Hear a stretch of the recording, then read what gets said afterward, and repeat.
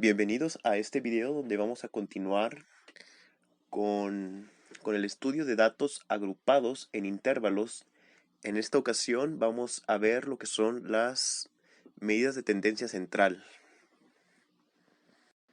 Vamos a continuar con la tabla del video anterior y lo primero que calcularemos será el promedio, mediante la siguiente fórmula que nos dice que el promedio será igual a la suma de la marca de clase de cada intervalo por la frecuencia de cada intervalo entre el número total de datos.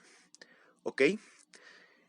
Aquí sería muy sencillo, lo único que tendríamos que hacer es multiplicar cada una de las frecuencias por cada una de las marcas de clase según el intervalo y al final sumarlas todas.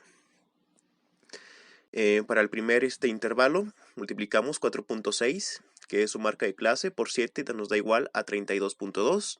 Continuamos con el segundo intervalo, 5.8 por 2, dándonos igual a 11.6. Y así vamos intervalo por intervalo o fila por fila. Y al final las vamos a sumar todas. El resultado nos da 130.4 y los vamos a dividir entre el número de datos, o sea, la suma de todas las frecuencias, que es 20. Y 130.4 entre 20 nos da igual a 6.52. Para las medianas, como ya sabemos, esto nos indica el dato de en medio. Lo que tendríamos que hacer es primeramente identificar si el número de datos totales que tenemos es par o impar.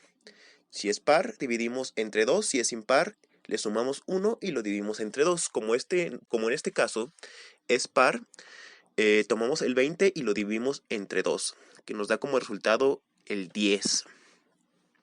Y vamos a buscar el dato número 10 en la columna de frecuencia acumulada. Si encontráramos el 10 en una de nuestras casillas de la frecuencia acumulada, simplemente tendríamos que irnos hasta la columna de clases y escoger el límite superior en que corresponde. Con eso ya sería nuestra mediana. Pero como en este caso no tenemos tanta suerte, tendríamos que buscar en la frecuencia el número más cercano superior a este. ¿Qué quiere decir esto? Que si, por ejemplo, en lugar de 14 hubiéramos tenido un 10 aquí, nuestra mediana sería en todo caso el 7.6, que es el límite superior del intervalo en el cual estamos. Pero como no está, entonces elegimos el 14 y aplicamos la fórmula. Entonces buscamos el límite inferior de ese intervalo, que sería 6.4, más el número de datos totales, que es 20 entre 2, menos la frecuencia acumulada. Aquí vemos que es una F mayúscula, significa que es la frecuencia acumulada. Fi menos 1 significa que es la frecuencia acumulada anterior. En todo caso sería el 9.